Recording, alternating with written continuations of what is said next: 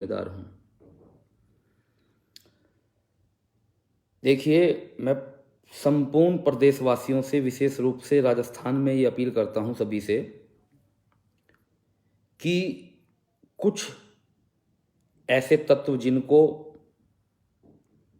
अपनी पॉलिटिक्स चमकानी है या जो राजनीति में आने की जल्दबाजी में हैं, उनके द्वारा माहौल खराब करने की कोशिश की जा रही है।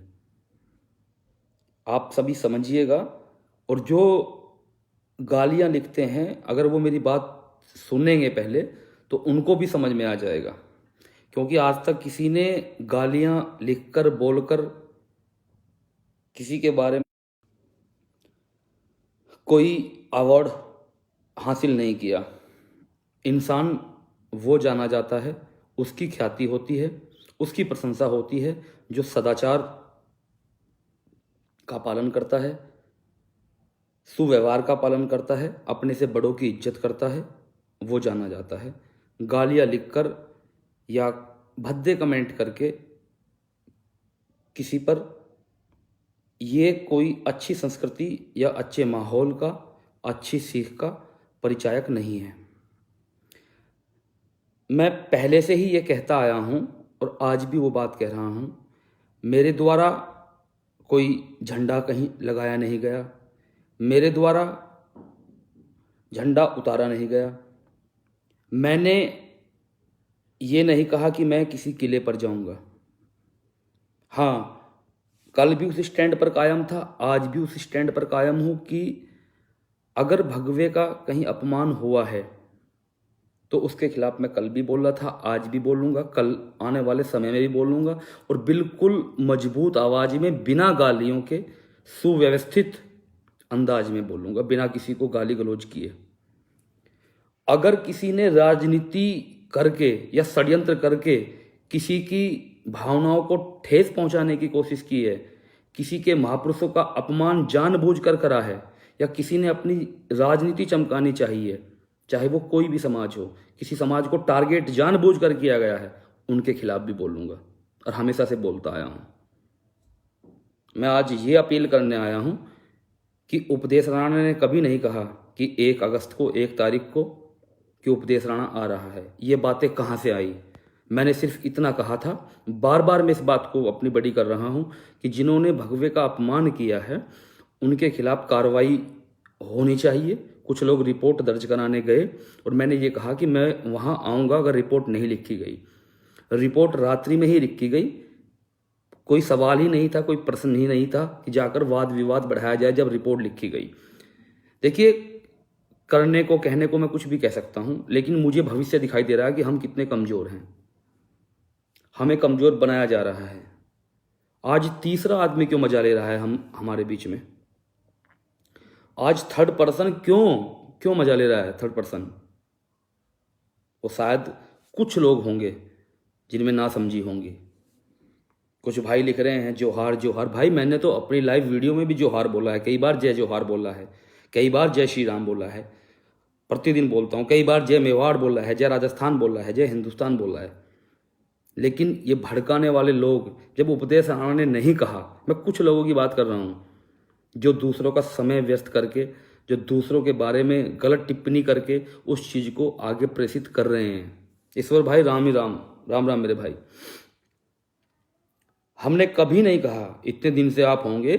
देखिए, एक इस तरीके का मैसेज वायरल हो रहा है कि उपदेश राणा ने वहां ये कहा है, 1 तारीख को आने का कहा है, ये कहा है। भाई, मुझे एक स्टेटमेंट बताओ कि मैंने कहा हो। नहीं कहा। लेकिन ये कौन लोग हैं जिनको पॉलिटिक्स में घुसने की बहुत जल्दी है, जो 2 समाजों को, 2 वर्गों को आपस में लड़ाने का काम करना चाहते हैं? ये कौन लोग हैं? इनको पहचानिए। और सभी से अपील मेरे भाई, सभी से अपील है कि प्रदेश में बिल्कुल शांति बनाकर रखें और कहीं किसी तरीके का कोई वाद विवाद किसी के प्रति नहीं है और ना उसको बढ़ने दें। मैं लाइव नहीं आ रहा था, लेकिन क्योंकि कुछ लोगों द्वारा माहौल बनाया जा रहा है, ये कहा जा रहा है कि उपदेश राणा ने ये कहा है कि वो 1 तारीख को वहां आएगा और जबरदस्ती भगवा फहराएगा। ये स्टेटमेंट ना मेरी फेसबुक पर है ना मेरे ट्विटर पर है, और आज मैं लाइव आकर स्पष्ट कर रहा हूँ, रिकॉर्ड कर लीजिएगा। एक भाई कह रहे हैं राहुल मीणा कि आपने चुनौती दी थी। भाई वो चुनौती मुझे दिखा दो, मुझे बता दो मेरे भाई, कहाँ है वो चुनौती। मेरे ही फेसबुक पेज पर मेरे ही पिक लगी, पेज पर जो प्रोफाइल है उससे मुझे ये कहा जा रहा है, मुझे ही वो भेज दी जिसमें लिखा हुआ है कि भाई मैं आ रहा हूँ 1 तारीख में। भाई मेरा तो यही पेज है ना, एक पेज है ना, आप इस पेज पर देख लो, मैंने कहीं ये कहा हो कि मैं 1 तारीख में आऊँगा, मैं किसी किले पर ज़बरदस्ती कोई झंडा लेकर आऊँगा। मैंने कभी किसी को तोड़ा नहीं है, मैंने जोड़ने का ही काम किया है अपने पिछले 7 वर्षों में, और आज भी अपनी बुद्धिता का परिचय देते हुए, आगे देखते हुए, ये भाईचारा बनाए रखने के लिए मैं ये अपील करने आया हूँ।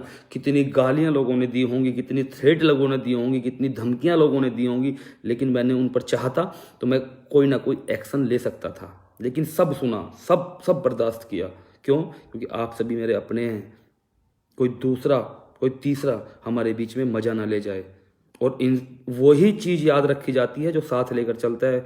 भाइयों याद रखना, तोड़ने वाले का नाम कहीं नहीं मिलेगा। इतिहास इस बात का गवाह है कि जिन्होंने शकुनी को किस लिए जानते हैं लोग, शकुनी को किस लिए जानते हैं लोग? जो गोटियां फेंक कर इतना बड़ा जिसने कांड कराया, आप सोचो।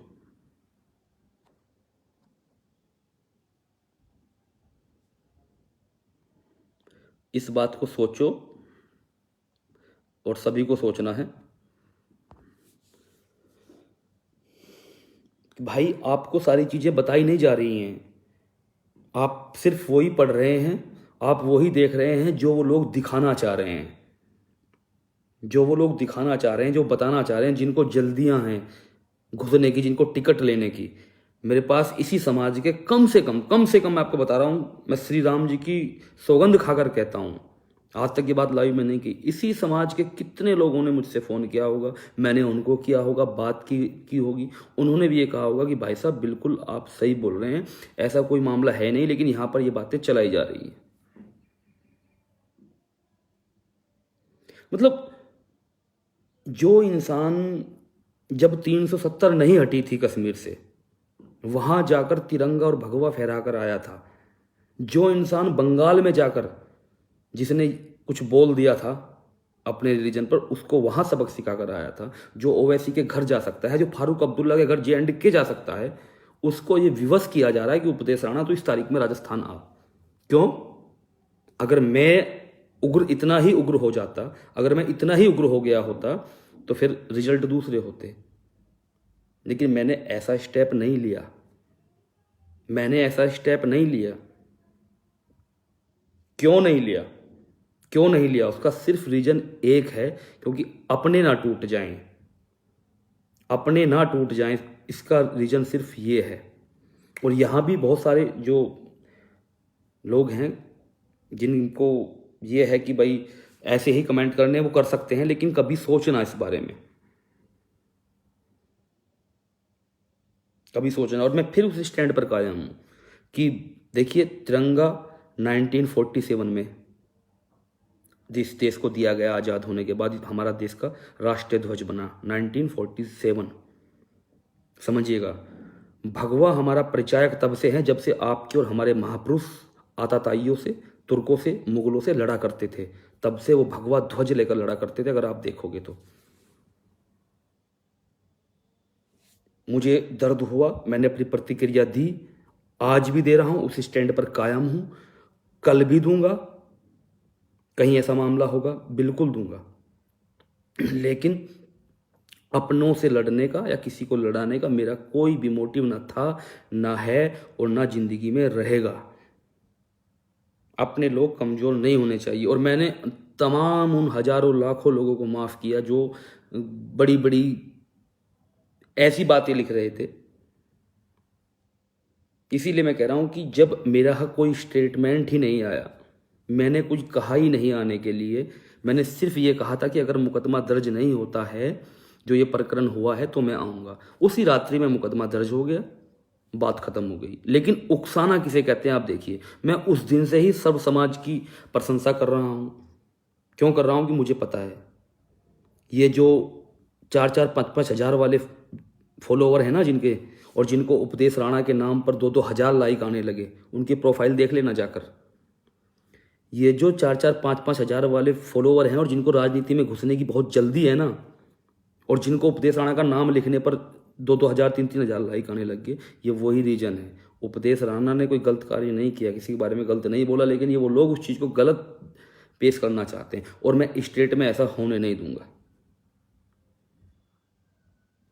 ऐसा मैं स्टेट में होने नहीं दूंगा। भगवा जो फटा या फाड़ा गया,